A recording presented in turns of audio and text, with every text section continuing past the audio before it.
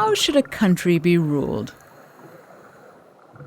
In many democracies, a party that wins a majority forms the government. When a party doesn't reach an absolute majority, it has to join forces with other parties. Together, they form a coalition government. Switzerland's executive, the cabinet, is also made up of politicians from different parties, but it's not a coalition government. Instead, the Swiss have come up with a special system. It's what they call the magic formula.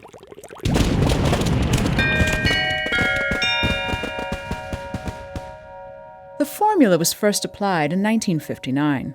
It was a way of dividing the 7 seats of the Swiss cabinet between the 4 largest parties. The idea is to reach decisions by consensus. If the strongest party alone made all the decisions, there would be much more opposition. In Switzerland, where people can force votes on just about every issue, things would be constantly blocked. Instead, the cabinet should reflect the interests of a vast number of players and their lobbies, since they have a strong voice in the political decision-making process due to Switzerland's brand of direct democracy. The magic formula is not set down in law. It's an informal agreement among Switzerland's many parties.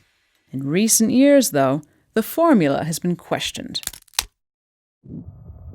In the 2003 parliamentary elections, the party with only 1 cabinet seat was the biggest winner, solidifying its position as the largest in parliament. As a result, it asked to tweak the magic formula in its favor, and its wish was granted. The equation was further complicated a few years later, with the emergence of a 5th party in the cabinet. Was the magic formula still intact? Did the cabinet makeup reflect the size of parties in parliament, a necessary condition to ensure consensus politics? Some said yes, since the cabinet was elected fairly by parliament. But others said no, and crunched the numbers to prove their point.